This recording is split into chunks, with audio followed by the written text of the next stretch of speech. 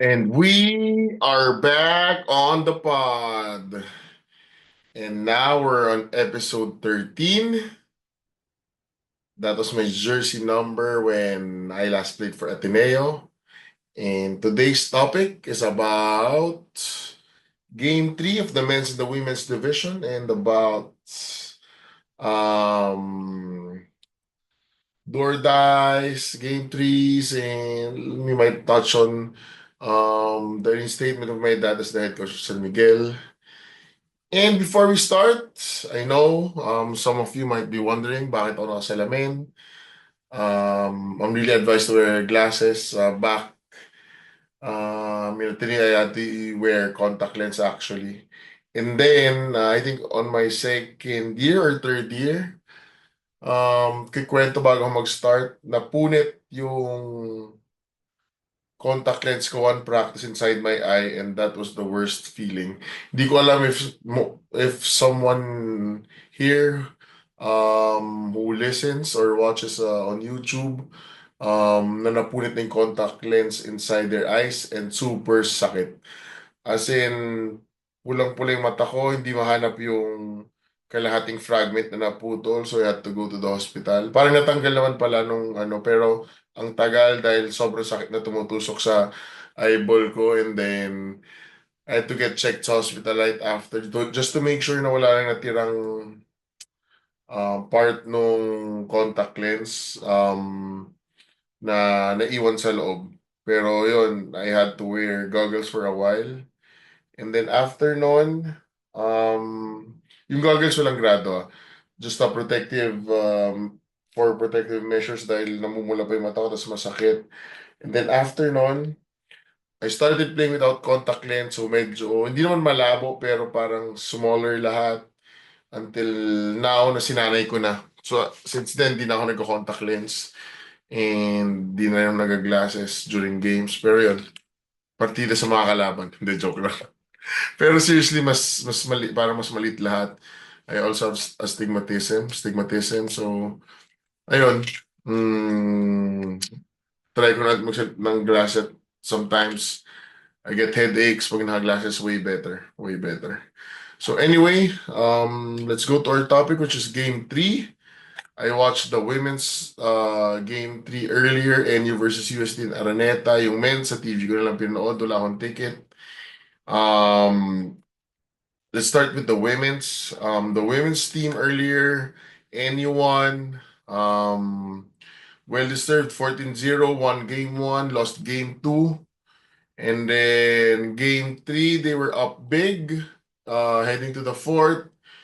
Tapos, you felt like they were gonna win last 4 minutes. Biglang nag-run yung UST. Felt like deja vu. Last year, UST was down 12 in the fourth.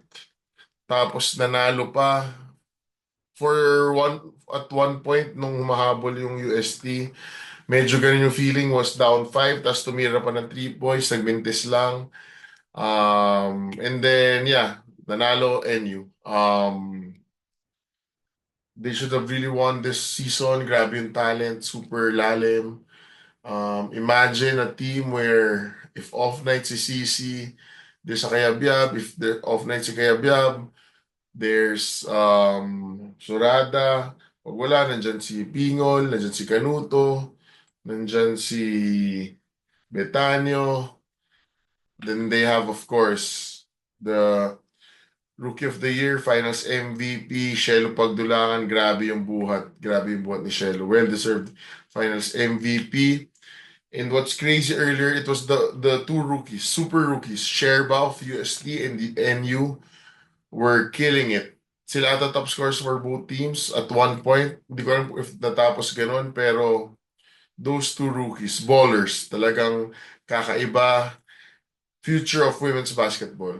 Sherba and Pagdulangan. Actually, in the future, they're here. They're here. So, before pa lang, both these names were alam na alam or sikat na sikat sa high school and they proved why here in the biggest stage sa game 3 ng finals. USD missed a lot of shots. Parang NU looked more fresh. Parang pagod na rin yung UST kanina pero props to them. They gave it their all. Um, nalimit nila si Kent. Nalimit is double digits pa rin yan, pero good start actually UST kanina. Made a couple of three-pointers to start the game. Parang sunod-sunod, di ba, mahirap pa. Tapos the shoot. And then Enyo came back, started running nung third quarter. Tapos ayun, built that lead. And galing nung NU. May pakabalang ng dulot, humabol, tas felt like deja vu nga parang last year. Pero this year was a different story, different ending. So props to them. Sobrang lalim ng NU guys, sobrang lalim. Um, they have Villanueva pa, also another rookie. I think she was injured first part of the season, pero sobrang dami ng players. They have Solis, they have Talas, they have Medina. Sorry. Si Medina was, I think, the top scorer of 2 seasons ago. And now didn't even play the game 3 of NU. They got her from Adamson. Barely contributed this game or the whole season. Pero champion pa rin. Sweep elimination. Tapos grabe, ganun kalalim yung NU. Literally the best scorer of the league. I think she was the best scorer of the league. Or this girl, when she was playing in Adamson, was scoring 20 plus against NU, the powerhouse. And now she's playing for them. And they didn't need her to even play a single second in game 3. That's crazy. Parang I didn't see her earlier, or parang didn't even contribute the whole series. Pero that's how it is now sa women's basketball. That's how NU is built. All-star team. Grabe lang. Now let's go to the men's division. By the way, sa women's, grabe rin yung crowd. Ang saya when you cheer Go Uste, grabe rin. And then NU had a lot of supporters as well. Both teams were, sorry, well supported by the schools, by the alumni. Crazy. Crazy game, and how big women's basketball is now. Ganda. Ganda ng trajectory ng women's basketball. Like I mentioned before, I think it started 2019 when we see this trend up. Nagka-pandemic lang, so medyo nag-slow down, pero now I see it again. And then lastly again. Now we move on to the men's division. Same ng sa women's. UP was touted to win it all, and they did. Sobrang lalim rin ng talent. The luxury of having players, multiple star players in one team is pag may off night na isa, someone can just step in there and they could score, they could do a lot of things. Yung game, kala mo tapos na ng third or yung fourth. Actually, third, bago mag-end yung third, bigla nag-run yung Lasal. And nag-tie pa ba yun? Or 2 points? Tie, I think. Nag-tie pa yung game. Buti na lang, I think kagagulangan sa Dono scored para ibalik yung lead sa UP. Tapos yun, medyo dahan-dahan na. Heading to the fourth, dry spell for both teams. Wala nang makashoot. Nababa pa sa 1 point. Sa fourth, 61-60 ata pagpasok ni Ramiro and KQ at sabay ata sila pumasok noon. Kala natin mahahabol na naman like what happened dun sa game 2. Remember game 2, KQ just unleashed everything. Back-to-back threes to seal the game. Both challenged threes, both super hirap na threes. I think KQ should really go to Korea. I feel like it's time for him to go to Korea if the rumors are true. He needs a better challenge para naman mas gumaling pa siya. That game also, Francis Lopez showed na clutch rin siya after UP being down by just one. making a three-pointer at the end, like last 1 minute something, to put the lead up to four, bago mag-shoot yung Lasal, tapos nababa na naman sa 2 points. So, redemption for Francis Lopez. Yes, he missed four free throws sa second game, but also, Lasal missed six free throws in that uh, stretch towards the end of the second quarter. So both teams were really missing free throws. Ang masama lang dun sa UP was they lost sa second game. So the blame was they put the blame on Francis, yung mga tao, pero yeah, earlier he redeemed himself after that three-pointer. Laking bagay ni Francis as well, mga rebounds niya. So you understand why he's always on the floor. And defense, shot blocking, making the scorer change their shots and miss their shots. So grabe yung game. The crowd was, I think, 25,000 plus. I was there earlier, pinag-usapan ng mga kasama ko about they got a ticket per SRO na, so you know it's packed and more than the usual capacity, more than the usual full capacity, since they were selling SRO. I heard the tickets were going yung mga patron as high as 9K per ticket. Sobrang mahal and parang hindi naman siguro nabigo yung bumili nun kung mayaman, pero yung worth it naman yung game kanina. Ganda rin ng game. Um, yung game 3 talagang you saw earlier yung players lalo na yung UP, they know they have a deep bench, talagang super go hard, ngat-ngat, tapos nakita ko nagpapasap yung players pag pagod na, so may luxury kasi sila kaya okay lang. That's the way to go, 100% all the time. And then um ang lalim talaga nung UP when I watch it.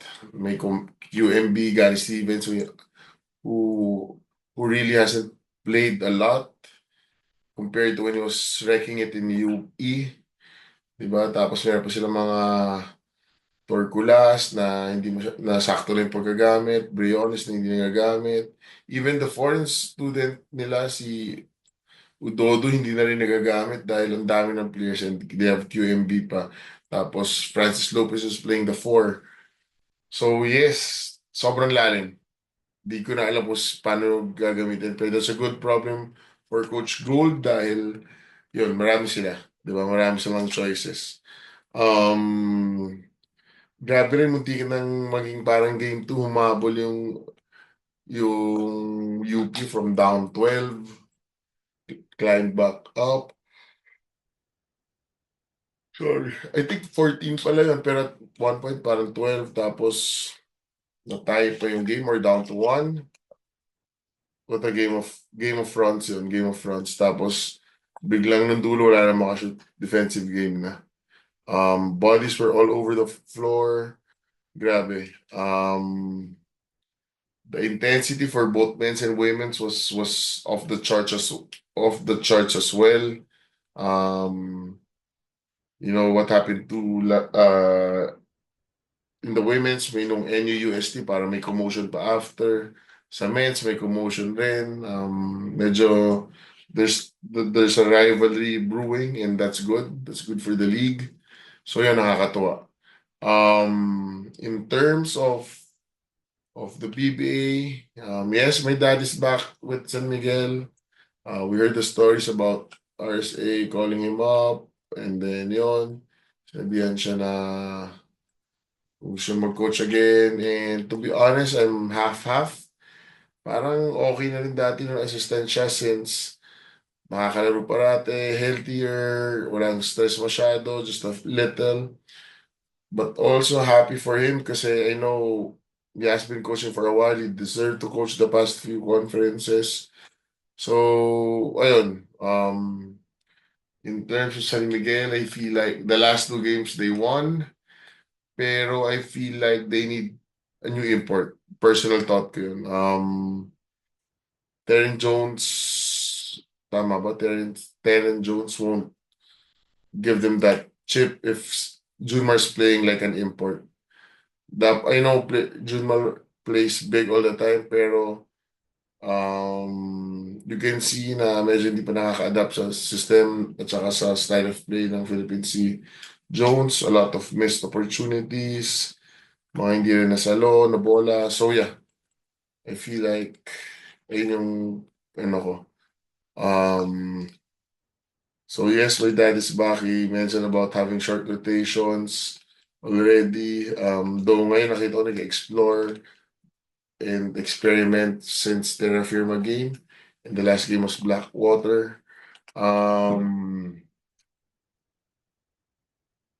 Okay rin yung ano, yung pasok. Pero yeah, let's see. Let's see what happens right there. And who do you think for those who are UAP fans, do you think KQ's leaving? Um and going to Korea, parang sakit ng talo tapos ayaw mo iwan. But also if there's that big opportunity, I think it's time to go for KQ. I think it's time for him to go. Lasal is in good hands with Amos coming in, Pablo. Was that Pablo? I think Pablo or Gagate. Sorry, nalito na ako. And then Baclan and Cortez. Lakas ng guard lineup. Tapos may mga shooters. Aguan is doing good as well. Playing well. So yeah, lakas. Um, in terms of UAP, I know UPT have Rimogat next year when Kagulangan leaves, so hindi mabubutas yon. QMB, they have foreign student naman. They have Gary Stevens. Um, so for sure, team to beat pa rin UP. And we all know that they're gonna find ways to recruit the best players also. The past few years, they have proven it. So congrats to UP and ANU for winning the championship. So UAP women's and men's basketball. Um, let's go back to the PBA. Sa San Miguel Ngayas, my dad is back. And weird lang na parating palitan dati si Coach George, then ganon. I think Coach George is okay naman with this. Pero weird lang na, alam mo yun, like, palitan lang, binababa, tinataas. So, parang naging cycle. And yes, I hope they win. They win it all this conference, di ba? It's gonna be a hard task, especially with when other teams have imports as well. Pero let's see. Let's see what happens. And before, my last topic is 2K, FIBA, the Eagles team who played in Clark, Pampanga. So we hosted it. We were there since Monday until Friday. The tournament was Wednesday and Thursday. And first time ko talagang makanood ng esports live. Grabe yung trash talk. Pwede pala yun na while playing 2K. Um, Grabe. If you saw my stories sa Instagram, as in, pwede mong turuin, pwede mong sigawan, and you're like just a meter apart or maybe less. Yung monitor siya, definitely less yung distance, pero talagang pwede turuin, pwedeng turu-turuin and then sigaw-sigawan yung kalaban. Nagulat ako. Like if you do that sa basketball, PBA, UAAP, automatic technical. Kung gagawin mo sa UAP terms, thrown out lahat ng players dahil ejected. Pero it's something new. Philippines placed fourth lang, sayang. Team USA is on another level. They haven't lost in a while. Grabe pasahan nila, grabe 3-point shooting, and they just play the right way, sorry. Grabe yung Team USA. I saw them scouting also of tendency of the player kasi yung 2K build, ano yun eh, para may player so you build. Tapos, gano'n kaseryoso rin yung Team USA. Nakita ko yung coaches nila dun sa lobby, scouting the teams they were gonna play the next day. So, they come in ready all the time, plus grabe rin talent, so kakaiba. And yes, yung e-games medyo starting to grow in me. Pero mahirap. to play, like stare on a screen or computer for like 9 or 10 a.m. until like 7 p.m. So sometimes you have to go out to do something, di ba? Para hindi naman naboboard tsaka sumasakit ulo mo. So for EFIBA, yes, Philippines was fourth, US was first, Portugal was third. Sino nga pala yung second na nakalaban ng US? Turkey. Okay, Turkey was second. So, sayang. Philippines could have made it to the finals. They just slipped sa eliminations. Kaya nababa tayo sa second. Natalo tayo sa Brazil, who didn't make it to the Final Four. Tapos, nag-drop tayo sa second. So, we had to play USA right away. There, na-realize ko pala na yung SM, sobrang galing. So, the event was in SMC, Convention Center. And then, ganito kagaling si SM. Sa tabi niya may hotel connected sa SM Convention Center, which is good kasi if you have events, may hotel ka na ready. Sa tabi or like somewhere on the side, may school which is Enyo Clark. Shout out to Enyo Clark for helping us as well. And of definitely, in last na obvious is there's a mall. Parati yung ginagawa ng SM, which is yung SM Clark. Mas nauna yun. So like, when I was there, parang kompleto na lahat, parang ayaw mo na lumabas. Parang nandun na. Diba? So, kakaiba talaga. Kakaiba yung, ano, yung galing ng SM. We've got it all for you. Sabi nga ni SM. Tama ba? SM ba yun? Yeah. And we find ways. Video ata yun. Sobrang sabaw na ako. It's midnight recording this. Pero yes, galing na SM. Naisip nila yon and it works. Hindi lang dyan. May sa MOA, ganun rin. SM North, may park-in na rin doon. So when we had our Pamat sa Tatluan, ganun din. And yeah, I'm gonna end the pod here. I think yung next pod should be a Christmas special, or maybe I should post a few. Two different pods. We'll see. Medyo busy this week with the work and mga Christmas parties, dinners, ganon. Also, don't forget Simbang Gabi. I do Simbang Gabi in Ateneo. I try my best to complete it. Pero mukhang hindi ko ma-complete this year. Pero let's see. So, that's about it for episode 13. And peace out.